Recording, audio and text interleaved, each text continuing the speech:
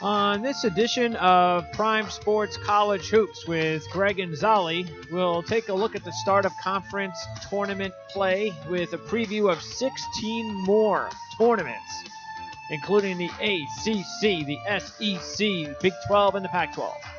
We'll let you know which teams are the teams to beat, potential sleepers, and NCAA tournament contenders as Prime Sports College Hoops on the Prime Sports Radio Network starts now.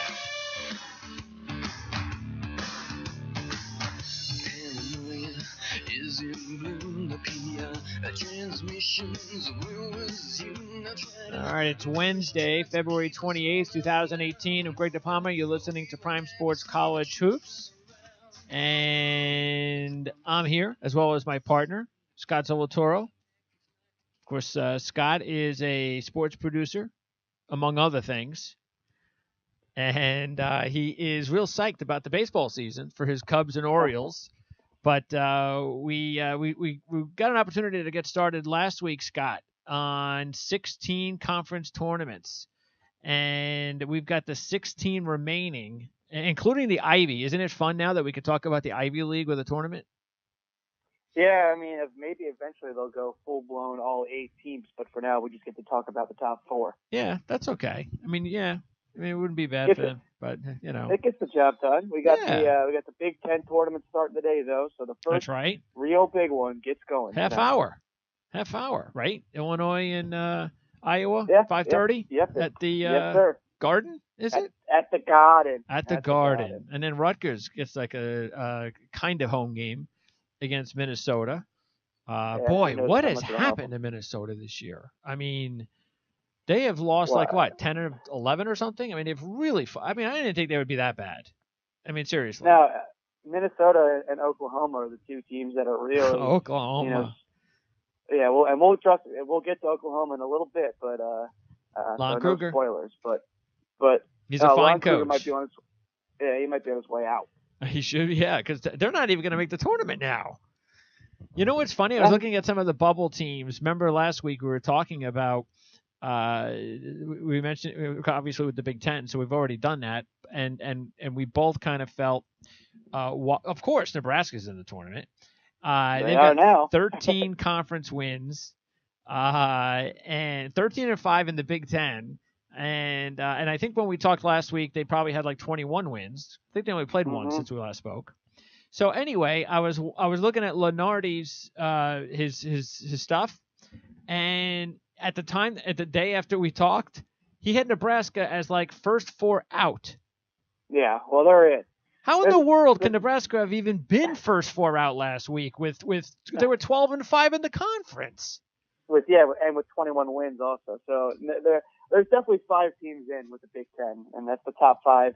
Penn State, I also think, should make it, considering they've done some pretty good work against some of these other really good teams in this conference. So I'm thinking 6 teams for the Big Ten, which is more than people were expecting before the season. Yeah, Penn State, though, they better definitely win that first game. Who are they playing that first game? Do you know? Penn State? Penn State, they play the winner of, I believe, this Illinois game. Illinois-Iowa game? Okay. Yeah. All right. So let's get started with, first of all, talking about the big news that happened a couple of days after our last show. And the reason, of course, everybody's heard about this by now, but we wanted to go over it just to make sure that you understand, in case you don't, which teams may be affected for the tournament, because there's still a lot of unknown at this point, with the exception of Arizona. But what do we know about Arizona right now for sure? Well, we don't know much, and I was wrong. Penn State plays Northwestern. They are one of the 2 teams. Okay. Northwestern. That is a 6:30 game tomorrow. Okay. Anyway, what we know about Arizona, again, it's not much. What we've heard over and over again from their camp is, especially from Sean Miller, saying he'll be vindicated and that this is all incorrect. I don't know how a wiretapping. I don't know how much more hard evidence you can get than a wiretapping. Yeah. Other than literally a guy videotaping him saying it. But I guess at this point anything could be doctored. But you would imagine the FBI wouldn't do that. Yeah. But they've continued to allow DeAndre Ayton to play. And I'll tell you one thing: if any team, this is going to happen, any team where they would lose their head coach how about a team that has Lorenzo Romar as their assistant coach, who could just step right in and, That's true. This is a guy who's made the tournament, coached plenty of big stars. Yeah, well, look, the thing though that I do agree with playing Ayton, because here's why. If you're gonna get the penalty, you're gonna get the penalty anyway. So if you're gonna get penalized, your team ain't gonna be able to play anyway. You know what they're gonna do? They're gonna say, well, Ayton was ineligible, so all the games he played in this year you are off the schedule, and you're not going to the tournament anyway. So I agree with them playing him. Just play with them, roll the dice, and wait for them to make a decision, because if they're going to hammer you, they're going to hammer you, whether Ayton continues to play or not. That's my feeling on the subject. Yeah, I mean, I agree with that. I think the biggest thing that we can say right now is, obviously, we, the public, have not heard this FBI tape, and we have to assume that DeAndre Ayton's voice is not on the other side of it. It's got to be Miller talking to somebody else about paying it. It can't be Miller talking to DeAndre Ayton or DeAndre Ayton's family saying it.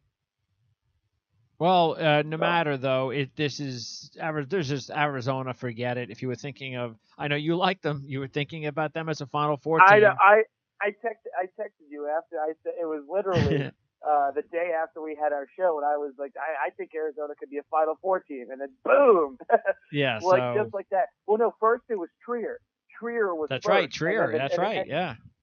So Trier was first, and then 2 days later was Ayton. Yep. So I may have put the jinx in for Arizona. Who knows? All right. So Arizona, we know for sure that you can just forget it. Even with Lorenzo Romar there, and they play Ayton, and without Trier, they're done. They're not going anywhere. So who else? NC State's a big one, because Dennis Smith was the next, is the currently highest paid. I use very lightly. And again, here's the thing: if you choose to believe that this was an agency paying them, not the school, which is kind of where I am at this point after reading, tons and tons of articles about this, which all contradict each other in some way or the other. But this is what we're left to believe, that Miller paid these players to be their agent, which is still illegal, and the school should still have prevented that. But it's much different than, let's say, Tim Quarterman at LSU getting paid directly by the school, Diamond Stone getting paid directly by Mark Turgeon, okay. Bam Adebayo being paid directly by Calipari or Kentucky. It's much different. It still deserves a penalty. Sure. It isn't the penalty that people are thinking, like, oh, this is, the death penalty coming for NC State because Dennis Smith got paid $43,000. All right. Well, what do we, though? Which players, though? I mean, what is a definite right now? Is there anything that's a definite as of right now? No, right? No definite. No. Okay. No. Which players besides Ayton and Ayton's playing, are there any players right now that have decided or the school has instructed them or the coach has instructed them not to play? No. Okay, so no. And which are the ones that are the biggest names? You got Bridges, and who else? Who else is on that list besides Ayton and Bridges? Well, Bridges, Isaiah Whitehead is a big one at Seton Hall. That's playing right now. That's playing right now with their team. There's not many of them. I mean, we're just talking about Bridges and how about the Kentucky kid, right, or the Duke kid? Those kids are playing. Wendell Carter. Yeah, Wendell Carter is playing too. And Knox, right? Knox is on that list, I believe. Okay, and again, they're all playing. But they're all playing. Sure. Yeah. Okay. And as far as I know, this is. I mean, again, it's smoke and water right now. So this all could come down big time, but I can't imagine it's going to come down big time until at least after the NCAA tournament. Okay, so there might be a distraction, but at this point, the only one that really has the distraction is Arizona because it's there. No Miller. Put it this way, nobody's losing. If any of these schools win the national championship this year, nobody's losing their ship like Louisville did. Okay, so nobody's losing their futures money by putting futures on that team to win the championship. Correct. Okay. And nobody's losing their futures money. Nobody's losing. I mean, again, if anybody is going to be suspended this year, it's going to be DeAndre Ayton. if anybody, and I still don't think that's going to happen. And I do believe that I bet you Sean Miller ends up coaching by the time the NCAA tournament rolls around. Really? That would be kind of crazy, but it's okay. All right. I mean, hey, why not? You might as well. He seems so sure of himself. Sure, you're right. I mean, we don't know the again. These tapes haven't been released. We don't know the context of this. This could be him saying something like, "Oh, this agent's going to pay him $100,000," or if you can get $100,000 in bonuses doing this, and we don't know. But still, but the thing we should definitely let's just put it out there though. Out of all the so the only team though that you need to avoid to win the championship is Arizona, and it's because even if Miller coaches, Trier's not playing, and there that is a major piece. As far as I've gathered, Trier's done. Yes, I mean, he's a top 50 player in the history of that unbelievable program. He's been a leader. He's their number 2 scorer.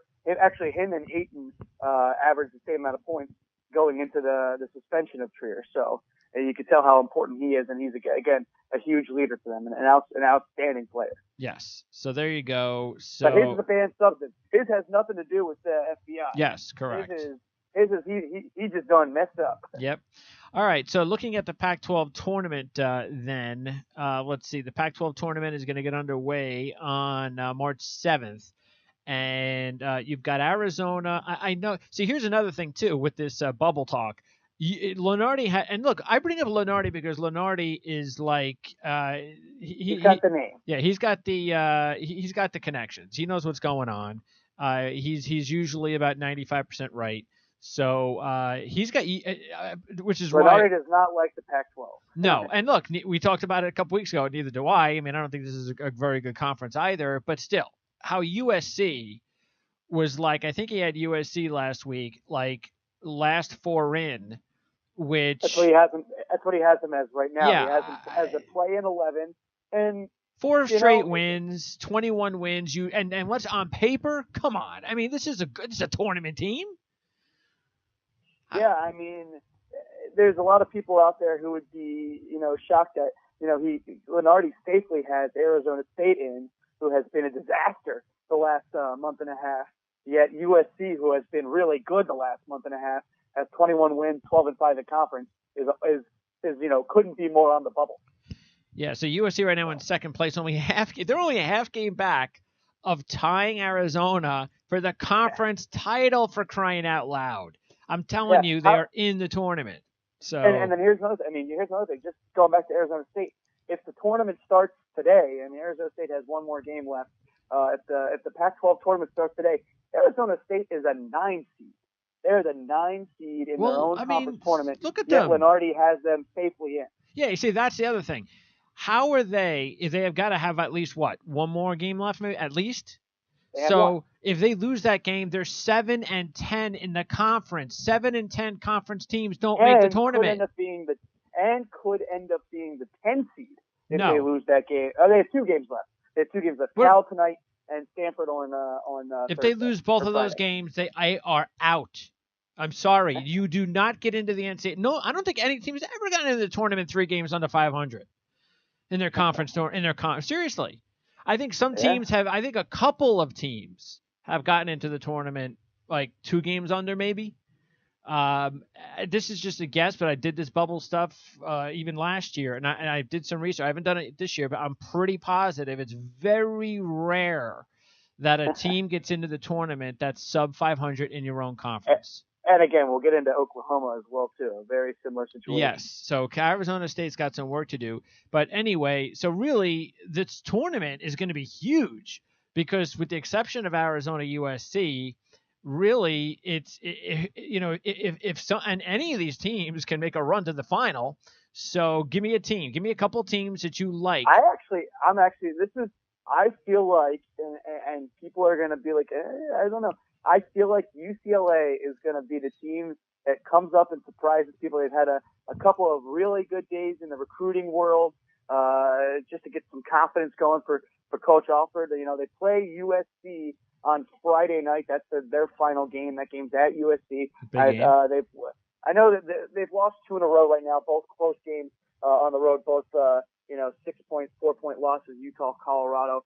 But before that, they had one 7 of 8. So I was getting high on UCLA, and I still think that they can beat anybody in this conference. They've definitely got the talent to do it, and they've done it throughout the season. They beat Arizona by 12. They beat Utah. They beat Cal. They beat Kentucky earlier in the season. I think UCLA's got a chance.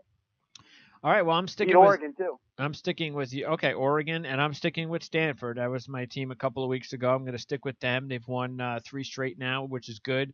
So I'm going to stick with Stanford as my pick. If it's not Arizona, USC, I'm going to go with Stanford. Also, don't sleep on Utah or Washington. Also, those are 2 teams that can get it done too. 2 teams that have also beaten anybody who they've needed to in the conference. Yeah, and what's happened to Washington this year? They've been a lot better than anybody thought that they would be. Why is that? Why have they been so much better with all of the disappointment from last year to this year? Yeah, I mean, well, first of all, they've got a very, very, very well balanced team. They got 4, premier players who on each night can knock down threes. They can all, rebound. They can all pass. They're all really good players. They work a really solid team game, and the guy who really has caught my attention all season long has been Noah Dickerson. The big guy in there who's just a force to be reckoned with. They don't really play the best defense at times. In fact, they're towards the bottom of the conference in defense in some categories. But I think that offensively they're a very balanced team. They get they're a very good rebounding team. And again, like I said, they got 4 very good players that can all score. And Hopkins, this is one of Boeheim's assistants, right? Yes. All right. Is it? Yeah, right. It was one of Boeheim's assistants, right? I want to make sure I got that right. And I know that this was the team that should have had Porter, correct? This was the team that should have had Porter. And then he. Yeah. And so we know. And by the way, and we'll get to him in just a little while, but there's still a possibility he might come back, right? Porter? No, Missouri. Yeah, I know, but there's still an opportunity he might come back with Missouri. Porter, right? He's cleared to play. The question is, will he play? But there is no difference, right, between whether he plays or not eligibility-wise, right? Or is there? No. Is there, depending on, because he's already played. He already started his career, okay? Correct. So anyway, Hopkins is a Boeheim guy. Just to double check that. For I don't know, for 20 some years. 20-something years. So he's doing a really good job. Just 1 year in Washington after what? His first head coaching. Head coaching job, and this is a Washington program with 9 wins. He was a graduate assistant with Syracuse, and then he worked his way up to assistant, and he was the interim head coach during the whole Boeheim. There was that period where they were investigating Boeheim, and so. Yeah, I mean, not bad they had 9 wins with Fultz last year. And that's wow. Imagine if they did have Porter and he was healthy. Okay, so let's move on and let's go to the Big 12. And you mentioned Oklahoma, and why not? Because we were talking about teams like Oklahoma, and I was mentioning how I thought Lon Kruger was a fine coach, and so were a couple other guys. And of course, saying fine is really not that much of a compliment. And now you can see why. How this team is all of a sudden, again, they're 3 games under 500 in the conference. So I don't know. I mean, I'm guessing they're in right now. Lunardi probably has them in, right? So I saw a great stat last night on ESPN. So Oklahoma finished the month of February at 1-8. That's really hot. And only one team since 1985 has had a 1-8 to 1-10 month in a season and made the tournament. That was the 1992 Arizona team. So one team since 1985 has ever had a 1-win month and made the tournament. And so I don't see Oklahoma being that team. And they have probably another game or 2 left too. So one game tomorrow against Iowa State. Well, if you can't beat Iowa State, then you are really out. So, because that is the worst team in the conference. Okay, now who they lost to 3 weeks ago. Oh well, there you go. So if you get swept by Iowa State, they've literally lost to, I believe, every single team in the Big 12. Well, if you get swept by Iowa State, I believe they've lost to all of them. You're done. Now there's 2 other teams. Baylor just smoked them. Yeah, so Baylor all of a sudden is in pretty decent shape. Now, that doesn't mean they're in, but if they can win their last game, then you would think they are in, right? They should be in. I think Baylor certainly has themselves a very, very fair argument for being in. They've won. First of all, before they had the 2-game losing streak to West Virginia, which is tough, and then of course at TCU, who's a tournament team as well. They had won 5 in a row, including Texas Tech and Kansas. Yeah. So those are good, I think really good wins. I think Baylor's in. Yeah, I do too. And then of course all the other teams are in. Kansas State lost to TCU, but both of those last night, both of those two teams are in. And we know about the top 3 with Kansas winning another conference conference regular season title. So now I don't know about Texas Tech. I mean, you lose 4 straight. This is the worst time of the year to do that.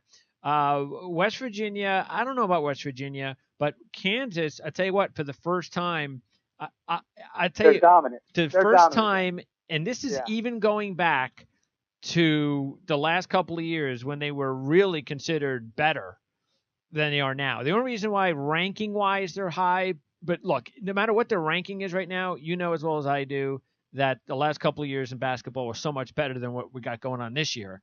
So, so that doesn't say much. But I like this year's team better than the teams from the previous years, and I think this. I mean, here's the reason behind that. This is the first Kansas team where there isn't just a bona fide star. I mean, yes. Devontae Graham has been a star in the making, but he's a senior. You know, this isn't a team that has a Perry Ellis. It doesn't have Frank Mason. It doesn't have any of those kind of guys. This is a team that has literally 5 players that are all equally as good as each other and all make each other better, and they play as a team.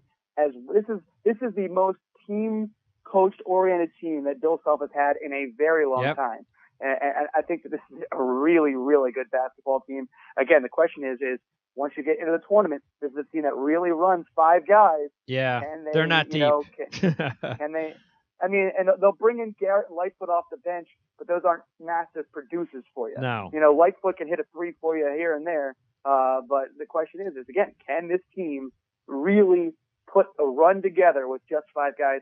It's a question that we've had with Duke all these years. Yeah, and also really one of the main reasons is you're going to, at this time of season, you start to get worn down.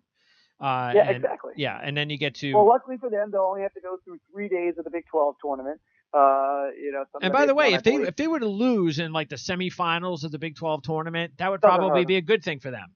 Doesn't hurt them at all. Nope. Doesn't hurt them at all. Kansas is going to be a top 1 or 2 seed. Well, I'm just saying it would be good for them to rest. That's probably why you would probably, so in other words, if they were to lose in the semis, I'm not going to go into our bracket special and go, I don't like the fact they lost in the semis at Big 12, and I'm not going to take them as a Final Four team. If anything, I might like it better. I might be like, sure, now they're rested. To me, it doesn't make much of a difference. The extra 1-day rest doesn't make too much of a difference. But I mean, look, they're a 1 seed in my book there. And earlier in the season, I said that again, they didn't have a big star that was going to hurt them, but now it's really helping them. Well, the other thing too is what I mentioned the last time about Graham, which is the icing on the cake, is that not only the way they're playing, but they got a guy that can hit the shot at the end of games, and that's huge. And that's the guy. Yeah, I mean, something they didn't have last year. They haven't had since Perry Ellis, Frank Mason. So. All right, so who do you like as a sleeper outside the top 3 to win this conference championship tournament? Nobody. Come on, give me a team. Nah, Baylor. Only because Baylor's playing. Only because Baylor's playing well. I mean, TCU has won 4 in a row, and I really do like Jamie Dixon, but I just don't see them getting through the murderer's row of Tech, West Virginia, and Kansas. And I also think Texas Tech is going to turn around. I expect them to make the finals. By the way, what happened? Why did Oklahoma fall apart? Because the teams, I said to you a couple weeks ago, teams learned how to guard Trae Young. They learned how to have him force turnovers, and I mean the guy turns the ball over, at the highest rate in the country. Yeah, isn't it? But he's not really a true point guard. I mean, he should really be an off guard, shouldn't he? This is just not a good team. I mean, look, it's just not a good team. That's what it comes down to. They're a terrible 3-point shooting team. You know, they turn the ball over as much as anybody in the country. They don't block any shots. Besides Kadeem Lanton, they don't really have a big guy that they can trust. So, and Kadeem Lanton's only averaging 7 points a game. And what about Oklahoma State? Because they've played a lot better over the last month of the season.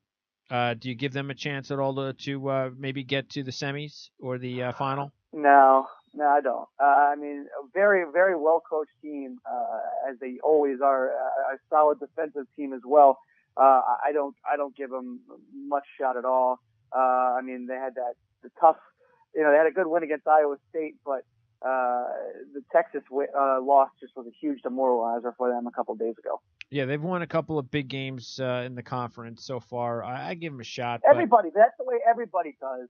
I mean, look, they have beaten Texas Tech, West Virginia, and Kansas this season. That's what I'm saying. Those are good wins. Two of those were on the road. Yeah. Two of those were on the road. That's why I give them a shot as a sleeper.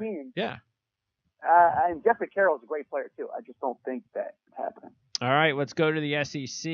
And so, we were talking about Porter. Look out for Kentucky. So, Kentucky is now starting to play some good basketball. I don't know. I mean, sure, I guess in the in this conference tournament, anything is possible. But I also kind of put them in the mix with. I just think that, no question, we know the SEC is a rising conference. There's no doubt about that. But I don't. I think this is one of those conference tournaments. To tell you the truth, I could see one of 5 teams probably winning this thing now. Sure. Auburn, Tennessee, Florida, Kentucky, and maybe throw in maybe even Texas A&M. I wouldn't be surprised if they were thrown in the mix there too. Yeah, and I also throw in Bama as well. And again, Colin Sexton was another one of those big name players mentioned in this year's in this past scandal. But I mean, this is they've lost 4 straight now. So they've lost 4 straight, but I still think they could be in the tournament. Missouri, especially if they get Porter back, could be in the. I think Missouri is in the tournament as it is. I mean, you got to see what they've done without their number 1 player. Even though his brothers stepped up and had a huge night the other day with 24 points. Kentucky, though, is the team in my book that you got to be really careful for right now. Kentucky is on a rise. Coach Cal, this is what happens every year. He figures out late in the season which pairings of guys to play at the same time. Right now he's got Alexander and Kevin Knox playing outstanding basketball together side by side. PJ Washington, he's starting to find his place. The guy who they were expecting to really step up is Jared Vanderbilt, who hasn't been the scoring machine, but he's been outstanding defensively. And they're just a good team. They're figuring out. They have all these talented players, and they're just finally figuring it out. My top team, my favorite team in this conference is Tennessee. I think Tennessee's great. Yeah, I think this is the team that I would probably pick to go the longest in the tournament. And again, it all depends on the bracket. Florida. Now, Florida's not going to get back. They're 2 injured guys. Is that it? It's done. No chance for Egbunu or Stokes. Yeah, it's not looking good for either of those guys. Because usually when it's this late in the season, that's it. They.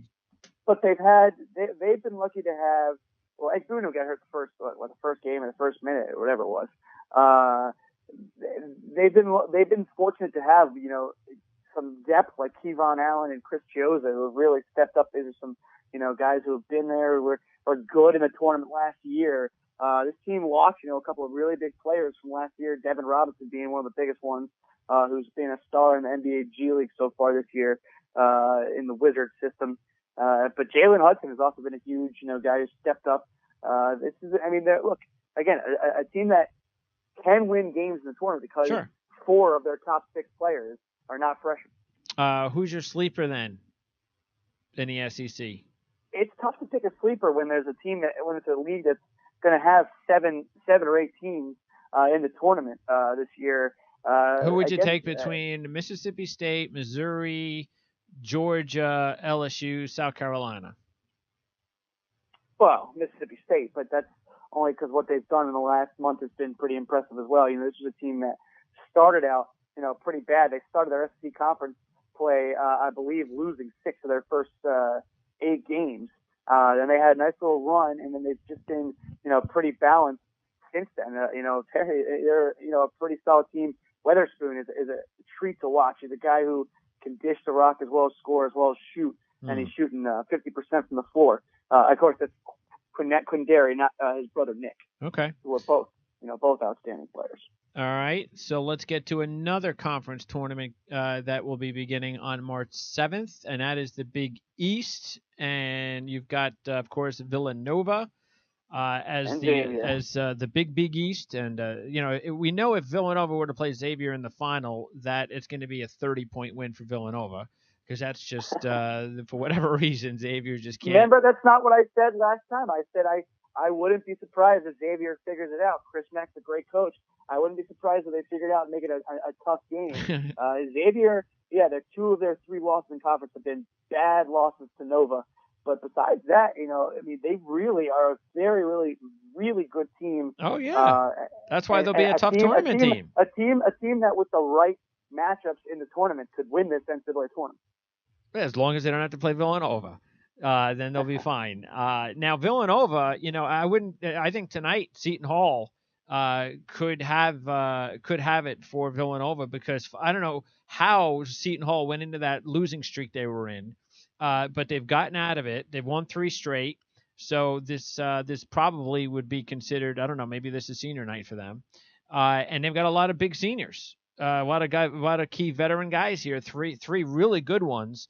So this is a game that Villanova needs to watch out, because Villanova's kind of been win loss the last 10 days. So, but Seton Hall could get them tonight.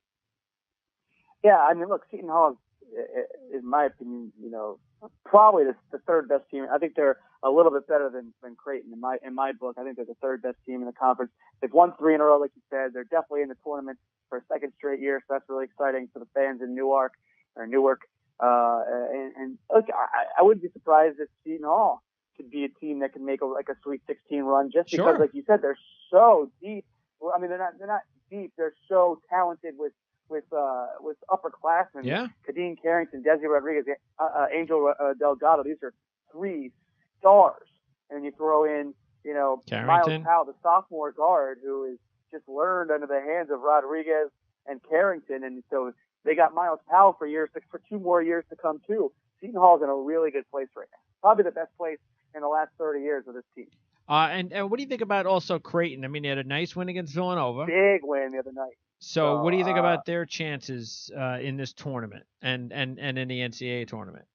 Well, look, Creighton's got, again, probably the best scorer in the conference in Marcus Foster. He's, he had that ridiculous dunk in the Villanova game. He is an outstanding player, and you put Kyrie Thomas in there too. I mean, this is a really good team. Kobe Hegner been a guy who's been, a big bright spot for them. If the problem with Creighton, basically since Doug McDermott left, is staying healthy. Last year it was Foster who got hurt, and so this is a team that I think is a really good team. Not Foster, it was Watson, the other guy. Maurice Watson. Watson, yeah, got hurt. Yeah, that killed him. Yep. Yeah, that was the end of it. So, but we can see a couple of upsets in this tournament, though. I mean, there are teams. We know who the clear top 4 are. Marquette could beat players. I mean, Marquette's got 2 prolific scorers themselves. A team that can certainly knock somebody off in this Big East. So this Big East tournament to me is going to be the most interesting. I think that we have a good shot of not seeing Xavier Villanova for the championship. Yeah, every game there's going to be an up. I mean, I don't know Butler how could beat teams. Providence could beat teams. Is Providence in the tournament right now? They are, right? I would have them in. Yeah, I'd have them in. Probably at a 10 or 11. And look, even St. John's can beat teams. They proved it. They beat Nova and Duke back to back. So I'm excited to watch this tournament. It's gonna be a great one. One of the ones that I'm most looking forward to watching. All right, let's go to the A10. And what on earth happened last night? What on earth? I mean, what a game! Did Rhode Island have any players out or something? Well, there was 2 ridiculous things that happened in the A10 last night. I wasn't sure which one you were going with first. What on earth happened with St. Joe's? Look, that's just Phil Martelli doing what he does every once in a while. Demery had a the game of his life, 10 of 15 from the floor. Rhode Island had their guys that just didn't score. I mean, you have E.C. Matthews, 5 for 16. That's not very good. They shot 28% from the floor. St. Joe's shot 52% from the floor. Just be happy if you're a Rhode Island fan that you got that out of the way now. And then the Bonnies, we talked in the beginning of the season about St. Bonaventure being a sleeper team. That would be in the NCAA tournament. They got off to a slow start. They had their star Adams out for an injury for a little while, and things looked pretty weak early. And all of a sudden, they've won 11 straight. No, I mean they are very, very safely in this NCAA tournament. That's awesome, isn't it? That's pretty cool to see St. Bonaventure getting an at-large. Yeah, it's very cool. And I have a good friend who went there I think he has two, maybe three St. Bonaventure tattoos. And I think they've got to be securely in. Lenardi has them as an 11 seed. I think they're better than that. I'd have them as a 9. They could beat whoever they need to beat. They're a really good team. Davidson gave them everything they had. That was one heck of a basketball game. I was thrilled that I was able to stay up because I worked the game last night in Delaware and was able to get back and so that game was still on because I think I got back right before the second overtime started. All right, so we know it's a 2-bid league. We know that Davidson is the top team that could be okay. I'm sure people are going if you're going to pick a sleeper to win the conference tournament, but give me another sleeper. I mean, it's a 2-bid league, but I wouldn't be surprised to see somebody else win this conference, and that makes it a 3-big league. And who would you do? Who would you pick? Bonaventure and Rhode Island are in. They're in. Who would you pick? St. Joe's, St. Louis, Davidson. Those are the top 3 possibilities, right? St. Joe's, St. Louis, Davidson. I mean, after watching Davidson last night, that was so much fun. I would love to see the semifinal rematch, which could possibly be Bonnie's versus Davidson. Okay. But none of the other teams, because there's a lot of teams in this conference. There's no other team that you think could surprise and get to the semifinals. Well, I mean, it depends. I mean, I never rule out, a Dayton who fought pretty. I mean, they actually got crushed by Rhode Island, but beat St. Louis in a low score. This is a much different Dayton team. This is a more defensively based Dayton team. But I really don't. This is the worst A-10 in the last 4 or 5 years, and it's a shame. Hopefully they get it back up because I love this league. All the coaches have left. Well, yeah. That's what happens. Yep, all the coaches lose all your VCU coaches, all your Dayton coaches, that hurts. And you lose recruits with them. All right, Mountain West also on March the 7th gets started, and big game tonight. Matter of fact, I like Nevada in that game. They're a 2-point favorite against UNLV. They lost to UNLV at home, so I think they're out for revenge in that rivalry game tonight. But Nevada and Boise, that would be a great championship. Is Boise in right now? I know they've been kind of first 4 in, first 4 out, so they're squarely on the bubble, aren't they? They are squarely on the bubble right now. I think I have them in. See, here's the thing. Here's the thing that makes me different from Lenardi. And again, I don't have the bracketology credentials like our compadre Jamal does. I would be interested to have his take. But Lenardi has 8 SEC teams and 8 Big 12 teams, and I think that's just ludicrous.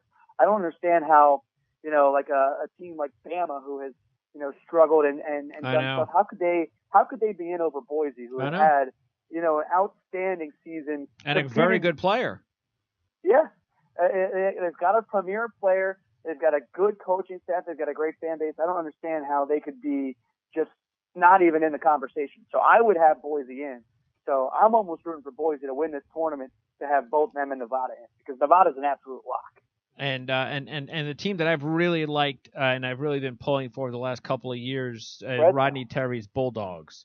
Yeah, so, Fresno has, Fresno. This has been an absolute surpriser for us. They've produced a couple of really great college football players over the years, but they've had some great wins in the last couple of weeks. They had a tough loss at Nevada 3 weeks ago where they put up 92 points, but Nevada just didn't miss shots that night. But they've had wins against New Mexico, they had a tough, close game against Oregon. Tough, close game against Arkansas. I think they're a good team. I think that they don't make the conference final. I still think the conference final is going to be Boise versus Nevada. Well, what probably happens is if another team other than Nevada or Boise wins the Mountain West Conference tournament, that's going to knock Boise out. Yeah. So Boise wants to make sure if they lose that Nevada wins the championship. Absolutely. Yeah, you nailed that. Right. Yeah. Nailed it right on the head. San Diego State, they've won 5 in a row. That's a team that keep an eye on them for sure. Yeah. New coach they've this year. 5 in a row, including UNLV by 40 points. They just beat Boise by 8, like you mentioned. So keep an eye out for them. Always a tough out. All right. Next, let's go to the Conference USA. And as far as this conference is concerned, Middle Tennessee has been the big story the last year or two. They continue to rock. They've won 10 straight.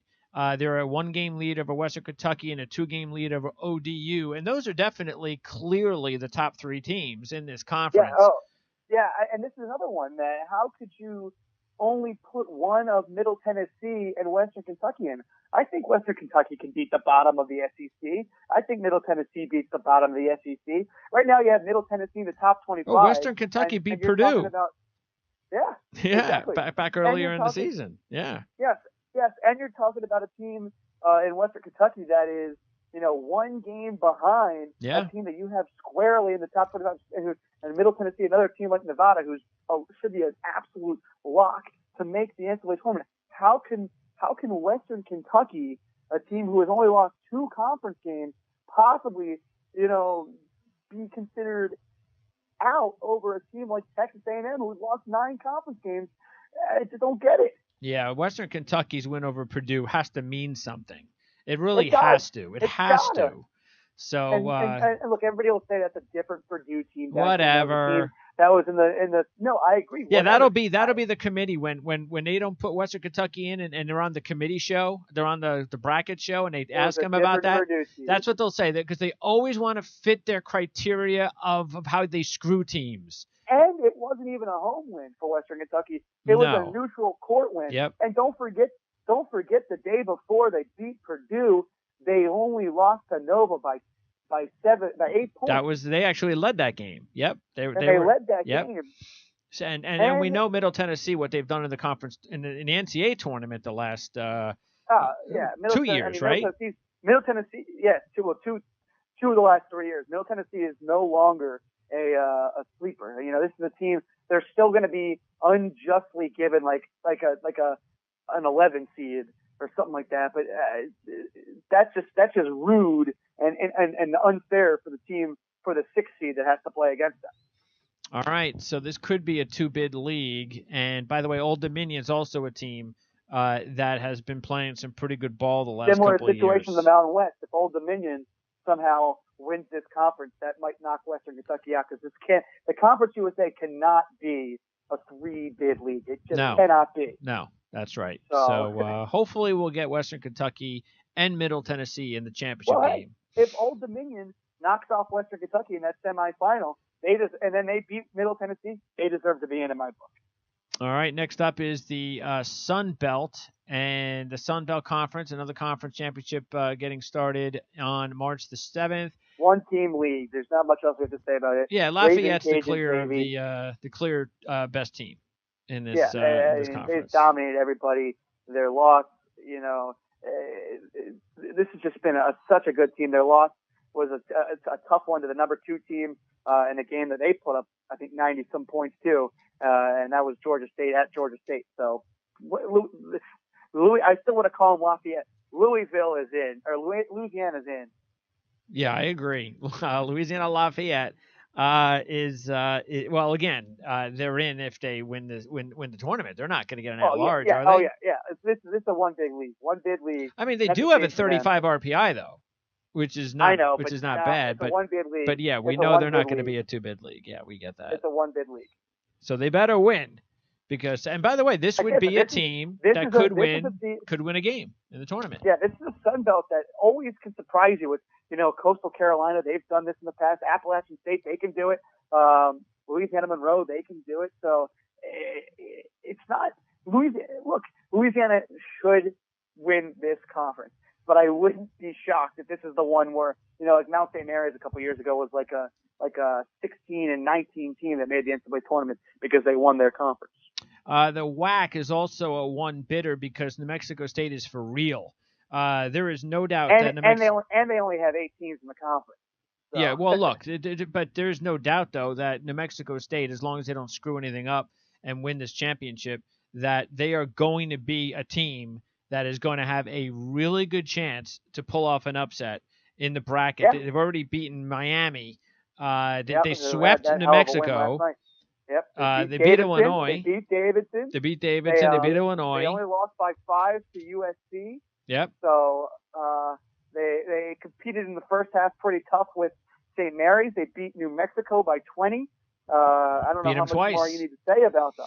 Yep. So New Mexico State better get in, and they got to win the WAC championship though, and if they do, that's another team. Well, yeah, and if you're a New Mexico State fan heading into this conference tournament, you're thrilled. They got that 2-game losing streak last week out of the way. Both road games at UVU and Seattle. So you're thrilled that they got that. You're just so happy they got that out of the way. All right, and the Southland is going to be a wide open race. The two hottest teams are the two teams at the top, Nicholls State and Southeastern Louisiana. Any team, this is the Stephen F. Austin League. So yeah, I mean, you got.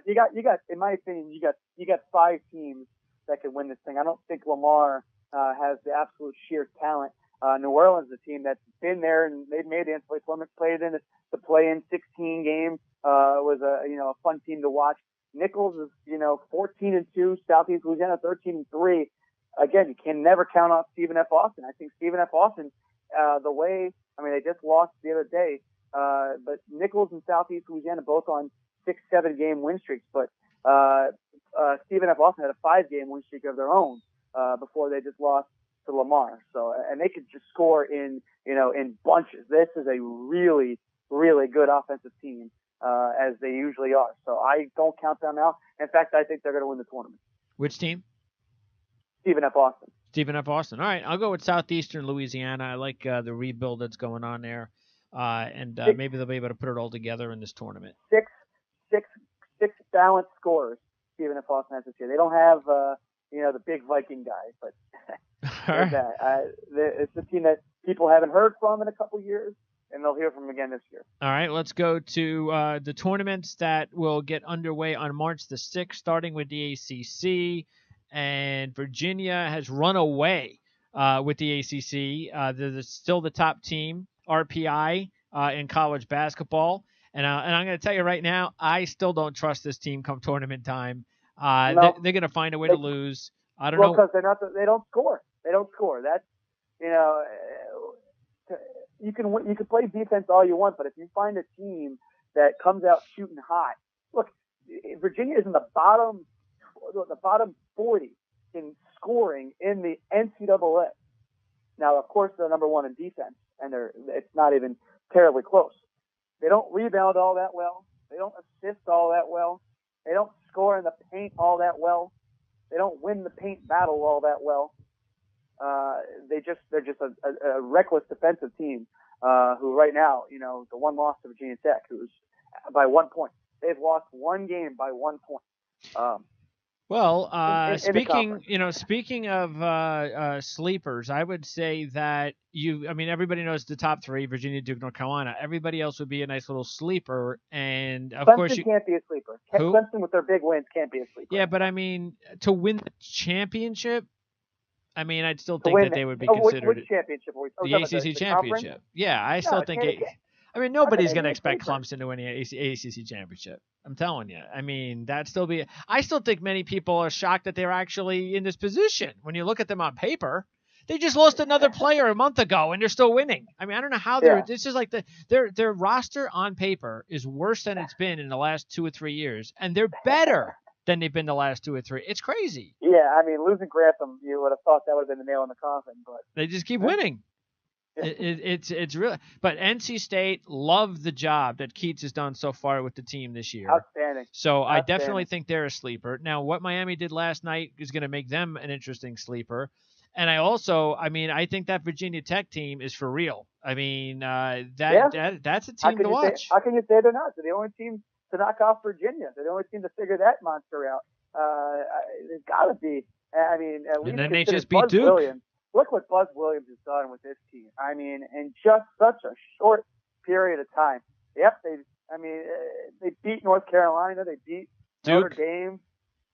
They beat Duke. So they have beaten so many good teams this year. They beat Clemson. There you go. Can't count it out. I mean, I'm telling you right now, there are some really good sleepers come tournament time from this conference. NC State, Miami, Virginia Tech, right there. I still don't trust Clemson, even in the NCAA tournament. I believe so. Again, we've just been only because you brought it up. Well, I continue to go back to it, but you've been going back and forth with Lenardi. He has 9 ACC teams, and this is the one conference where he has, I believe, the correct amount of teams. It's a shame because Fonzie Colson getting hurt really cost Notre Dame. That could have been. Is he coming back? He's coming back tonight. He is tonight. Night. Okay. Tonight's senior night. He's expected to play tonight. How many more games do they have? As Notre Dame gets hit tonight. One more game? They have one game tonight, and then UVA on Where? Sunday at UVA. So if they somehow pull that off, that'll help them. Oh, if they were to beat Virginia at Virginia, they're in. Because with Colson back, that puts them at 9-9 in the conference with a win over Virginia and a healthy Colson. The tournament committee will put them in. Yeah. I mean, only because the committee loves. And again, Syracuse is another team that's not in currently either. They have a game tonight against Boston College. They better win. Yeah, that's the guy they got to win. Exactly. I don't even know if I trust. I mean, if Syracuse and Notre Dame win, then I think a team like Florida State is in trouble. So so they better make sure that doesn't happen. Louisville too. Yeah, Louisville still has some work to do too. So give me go ahead, pick me a winner outside the top 3 teams to win the ACC championship. Well, if you're going to let me pick Clemson, then I'll let you pick Clemson. Sure. Then I like Clemson. They've beaten the top 3 teams. Go ahead, take other them. than Virginia. All right, I also like Virginia Tech. So I like Clemson, Virginia Tech. Yeah, and I'll take. Yeah, so North Carolina State, Miami, Virginia Tech. Yeah, those are the teams. And then Notre Dame. I don't think NC State. I don't think Notre Dame again. Remember, and of course you can't count out what Miami did last night. That's Quan Newton's shot. Sure, it was the best shot of the college basketball season under the circumstances. Right, it was just so similar for North Carolina to the loss to Villanova in the NCAA championship 2 years ago. With this time you had Joel Berry knocking down the big 3 to tie it, and then Jaquan Newton just cold-blooded. Yeah, that was a surprise. I was surprised when they had a player in the investigation. Didn't they have a player, or were they? I know they were one of the teams. I was shocked when I saw North Carolina in there. Just very shocked that Roy Williams was under investigation with part of that FBI probe. Just couldn't believe it. It was Theo Pinson, wasn't it? I think. All right, so looking forward to that. That is getting underway on March the 6th. The other tournaments getting underway March 6th include the Big Sky. And usually the Big Sky, you've got Weber State owns the Big Sky for the past 10 years. But Montana's really been a team to keep it, that's been relevant the last several years as well. Idaho's been pretty good as well. Idaho's had a very good season. But this is also usually North Dakota, weren't they the champs last year?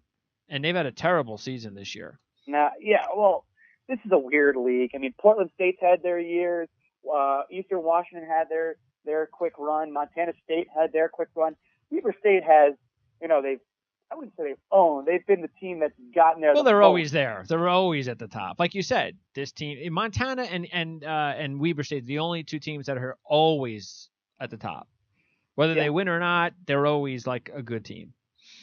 But any of these teams you like as a team to look out for in the tournament, that you would go, this is the clear team in this conference?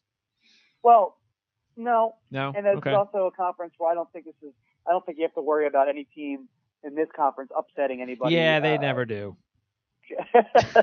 they always get them. They just don't have the athletes. Your boy Damian Lillard.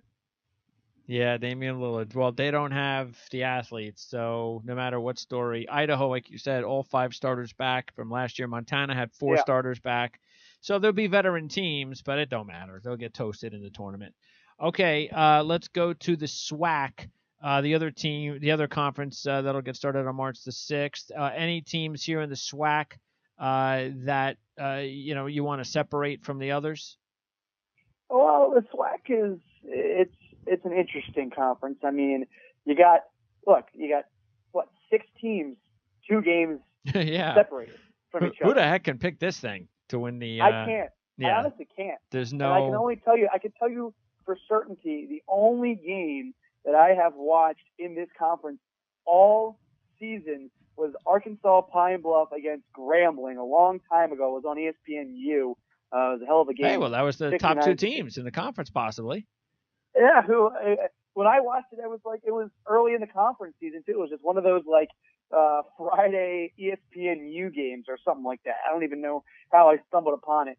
So I don't know terribly much about this conference. This is actually probably the conference in the country that I know the very least about. Well, it might be the worst conference in the college basketball too. Yeah, here's what I can tell you about Arkansas Pine Bluff. This team doesn't know how to score the basketball. They can't really shoot well. They just play good defense. They're like a completely inept Virginia, but this is the biggest crapshoot in all of college basketball. Okay. If I had to pick a team, gun to my head, based off of what I watched, I'd pick Grambling to win, and that's just cheating because people are like, oh, they're the top team in the conference. I don't know which team really is the top team in the conference. We'll find out. None of them are good. Look at them. None of them are good. Here's the craziest thing about this conference. One team has an above 500 overall record. Yeah, and it's Grambling, 15-14. It makes you wonder. I mean, why this particular league? There's a couple of conferences that shouldn't even be Division I conferences. This is where people will say, "Oh my God, if Arkansas Pine Bluff, a team who, if they win the conference tournament, will finish 14-20 or 15-20. They belong in the field of 68. You're out of your mind. I know. Out of your mind. But that's why you love this game so much. You never know when a team like that could possibly win a first 4 game and actually, get to play at Duke or Kansas or something like that. Yeah, we know that. Congratulations. All right, AAC and Cincinnati and Wichita State and Houston are all in the tournament.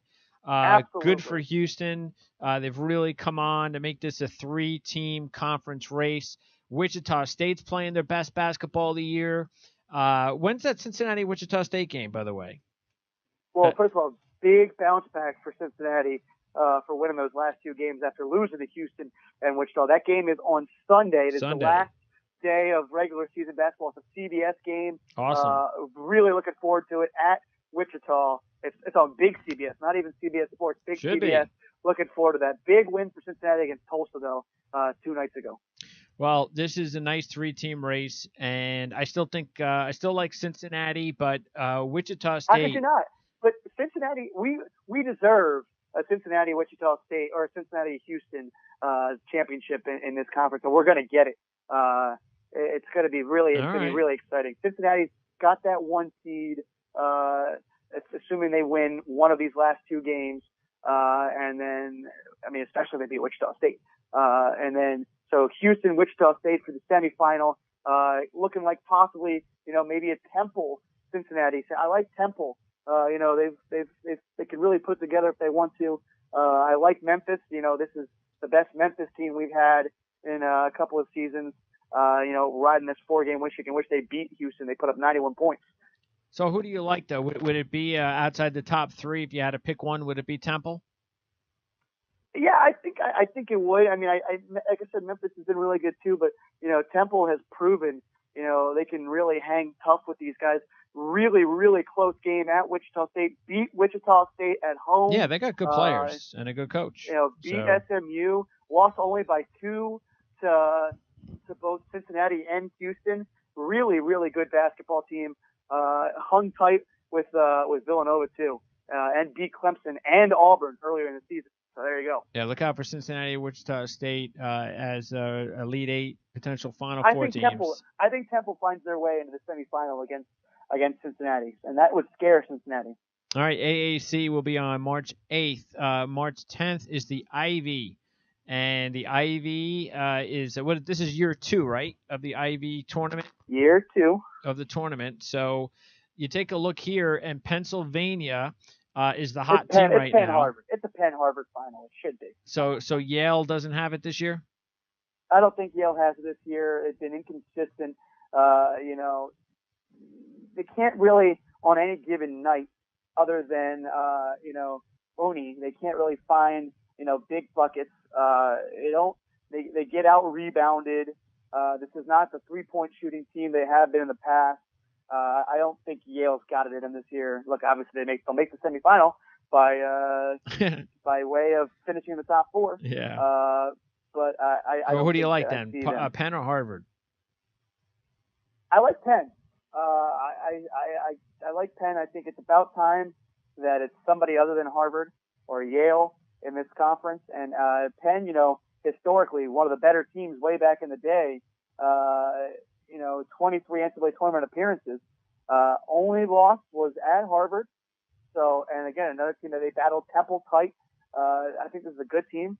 Beat St. Joe's, destroyed Yale. They got Yale again. They beat Harvard 2 days ago, on Friday, and they got Yale this Friday, and then Brown on Saturday, both on the road.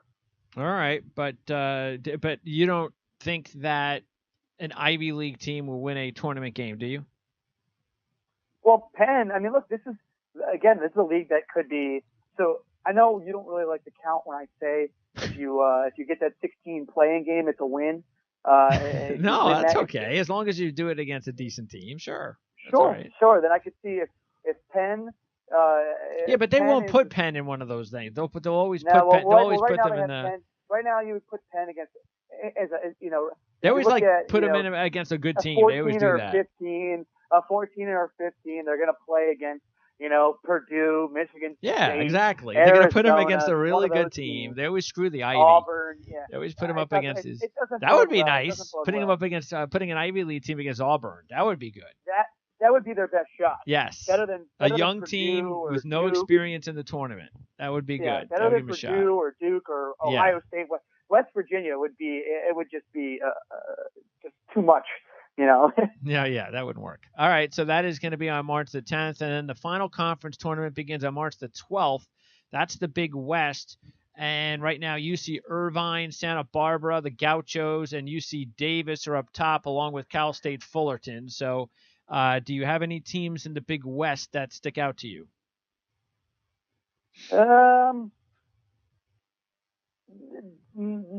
And this is kind of like the Big Sky in a way, is that whenever the Big West teams get into the tournament, I mean they're a little bit better, but they hardly ever really compete too much. I mean I know the last couple of years they've had a couple of opportunities, and they have one team, I forget what it was, that almost beat Louisville a couple of years ago. Which was that team? I don't know if that was Irvine, but I remember. And then Hawaii actually had a really good team. Didn't Hawaii beat Maryland, your boys, or who did Hawaii beat? Cal? No. Cal, right? Cal, yeah. They also beat VCU in the Was it Maryland who beat Hawaii after they beat? Did you say that this tournament starts the 10th? The 12th. Why is it no? No, it ends the 10th. Selection Sunday is the 10th. When does it start then? The 10th? The 8th. Oh, it starts the 8th? All right, I guess they had it wrong there on the thing. So it must end on the 12th. And but the Ivy starts on the 10th, right? No, the 10th, and it's over the 11th. So the Ivy is the one that's the latest. All right, so the Big West is on the 8th with the AAC. And so any of these teams then that you like? Well, none of them really pose a threat to any team in the NCAA tournament, very much like the SWAC, in my opinion. UC Irvine's been there before when they had the 7-6 guy who, for the life of me, I can't go over his name. I think Santa Barbara, in my opinion, is probably the best team in the conference. They have the best, in my opinion, the best scorer in Heidegger. And they also have Leland King II, who's a double-double machine. So, and both those guys can knock down threes, even though King's a double-double machine. So I think Santa Barbara comes out of this thing Probably against either Fullerton or Irvine in that final, but I think I like their chances the best. All right, and have you changed your mind now with your final four? Oh, you didn't even wait for me to. I can't. How could I have Arizona without Alonzo Trier for sure? You can't. I mean, that was part of my 2-point plan was having him in there. So how could I gotta change it. I'm just glad you're allowing me to do so. Well, you could change it every week. So that's what you could play as many futures as you like. All right. So who is in your final four now? All right. Well, I'm sticking with Duke. I'm trying to remember what I had last week. It's everything changes so quickly. I think I had Duke, Nova, Arizona, and Michigan State. Am I right? Sure, if you say so. I'm pretty sure that's what I had. So I'm going to replace Kansas with Arizona. So you're going to Arizona with Kansas. So yeah, so I like. I'm sticking with Duke. I'm going Duke, Nova, Michigan State, Kansas is my final. Oh boy, do you suck! I'd hate that, man. I would hate it too. A tournament with so many. You didn't ask me what I want. You didn't ask me what I want. A tournament with so many with so many weak teams in it, and we would get like the top 4 teams in there. But that is how it happens, though. That's. It is how. I mean, look, if you ask me what I want, I would like to see Wichita or Cincinnati in there. I'd like to see. I don't want to see UNC in there. I'd like to see Texas Tech in there. I'd love to see Xavier in there. I'd like to see even Purdue or Ohio State over Michigan State. But you didn't ask me what I want. You asked me what I think, and I'm not going to, lie to the good people. All right. The good people are out there. So I'm going to go ahead, and I'm not really going to do much different. Let's see. What do I have different? We have Kansas, Michigan State. Yeah, I think the only team that I'll switch you in right now is I'll switch out Duke for Cincinnati. So that's what I'll do. I would love that, and I would absolutely love that. I would welcome that with open arms. Yeah, so I'll switch that out, and then don't forget next. What is that? A Wednesday? Here, give me this shot. So if I was going to pick my not all chalk Final Four, how about? Sure, you can do that. I'd do that. I have those. Those are called sleepers. My not all chalk Final Four would include Texas Tech. Oh, you've been on a losing streak. What? I know. But hey, the losing streak at the right time is the right time. Michigan, who I've seen so many times this year play absolutely outstanding. They are starting to play their best basketball. That's true. They are playing they did the same thing last year. They won the 5 games in the NCAA tournament or in the ACC or what conference is this? Big Ten. I think Tennessee, like you mentioned, has a good shot. Yep. And then let's see, I got to throw one real curveball in there. Let's go with Ohio State. No, I don't think 2 Big Ten teams could do it. ACC team. ACC. Virginia Tech. Miami. Let's go with Virginia Tech. Maybe a Rhode Island, assuming they don't. You know what? I'll go with Houston. I like the way Houston's playing right now. Houston. There's my not all chalk. Houston. Okay, so Houston. My Houston, Texas Tech, and then I said Tennessee and Michigan. And Michigan, yeah. Yeah, Michigan That's my not chalk. That's my not chalk Final Four. Yeah, I think Michigan is the one team that that I haven't put any futures money on yet that I'm going to add. So I don't even know what their odds are yet because they haven't. As soon as the investigation happened, they all of a sudden the sportsbook took the futures off. It's like they panicked. So well, they don't want anybody. They don't want anybody getting free money out of this. Yeah. So, but yeah. More importantly, they don't want somebody to get banned last minute. They don't want errors. What happens if all of a sudden, in 2 weeks, Arizona is no longer allowed to compete in the NCAA tournament? I don't think that would happen.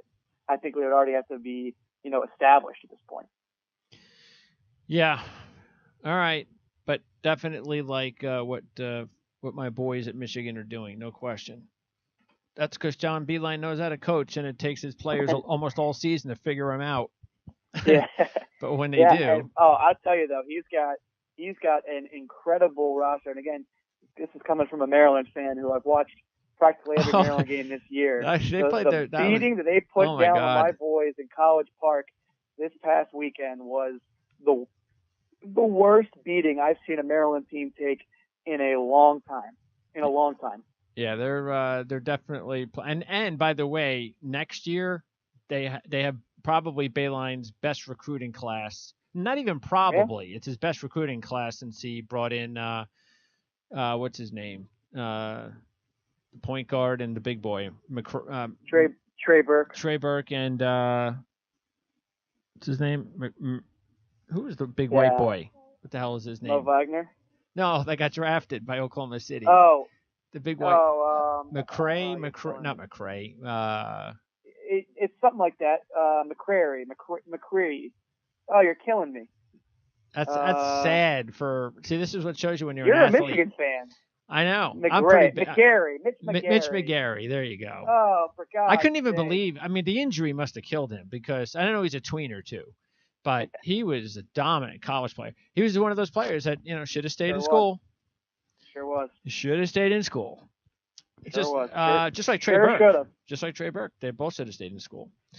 Yeah. All right. So we will be back again on the 7th. That is what? Tuesday or Wednesday? That's a week from today, big guy. Okay. It's a Wednesday. And then that's our bracketology, bubble talk, update conference tournament show. So we're just going to be all over the place next Wednesday. And then a week, the 12th. Then after that Monday, the 12th, we're going to have our bracket special. So we'll have Jamal on. The three of us will give our predictions for the tournament. And then we're going to be on. That's my favorite, probably my second or third favorite day of the year. So Yep. And then we're going to even with Maryland not making the tournament this year, couldn't be further out. This is look. You know what? I'm glad they got crushed by your boys in Michigan because now I don't have to sit there biting my nails for an hour while CBS ungodly slowly reveals the bracket. Yeah, they having like a 2-hour show this year or something. I don't know. They could make it a 12-hour show. Didn't they say that they're going to have it like on a different network? Did they? I think so. I think they're going to have it on some other network, and it's going to be an hour instead of a half hour, or it's always been an hour. Is it? Or maybe it's 2 hours. TNTs or TBSs or something. Yeah, like That's True TV. Yeah, one of those crazy channels. It's not on True TV. I'm telling you. It's TBS. It's going to be on TBS? Okay. And it's going to be with Charles Barkley and Kenny Smith, right? It's still the same group of people. No, but they didn't have a bracket show, though. I think that's what they're doing this year. They're going to have they're going to make sure that they're on, they do the bracket show this year. Because that's what people want to see talk about college basketball, NBA guys. Yeah, I guess so. Anyway, so we're going to be on, by the way, that means that we have 7 more shows to go between now and the title game preview. So we got a lot of that's a lot of college basketball that we're can't wait. And you got baseball right around the corner. It's the best time of the year. Yeah, that is true. And you'll be on the air next Thursday to talk more baseball with me. All right, yes, Scott. So we'll talk college basketball. We'll see if Jamal will be available next Wednesday. If not, we'll have him on for our bracket show. And where are you headed next? Music for me, would you? You want music? Hold on. I want some Muse. Where are you going to be going next? Got a couple of NBA G League games in Delaware. G League. Oh, G League games in Delaware. Okay, dude. Hell yeah. Enjoy yourself. Are there any girls there? There's a few. What's that? There's a few. There's a few? All right. Well, where do you go to meet girls in Delaware? The local watering hole? Apparently, it's Grotto's Pizza, from what I've heard from the students at the University of Delaware. So the tip is every. I can't be. I honestly am not joking about that. What's it called? Grotto's Pizza, baby. All right. See? It's like a pizza place that turns into a bar. I don't know. So you see, every time Scott goes to one of these little towns, that's the first question he asks the interns. Hey, where do you go to pick up girls in this crummy little town? Grotto's, man. That's where you want to go. Just come out of here. Just tell the cabbie. Just say, hey, cabbie, give him $20. He'll take you to Grotto's. Yeah. All right, man. Enjoy. Don't get any. Make sure 20 years from now you don't have some girl from Delaware knock on your door telling him that you got a kid. All right. I'll talk to you in a week. Sounds good. Thanks, Scott. All right, so that's Scott Zolatoro. I'm Greg DePalma. We'll have more college basketball talk again next Wednesday right here on the Prime Sports Radio Network. Don't forget to follow us on Twitter at PrimeSN. And by the way, if you want to wager on the basketball tournament, click on the UWager banner and get a $100 risk-free wager. You have to deposit $100, though, care of uwager.eu. For Scott Zolatoro and Greg DePalma, we'll see you again next Wednesday for more college basketball talk on the Prime Sports Radio Network.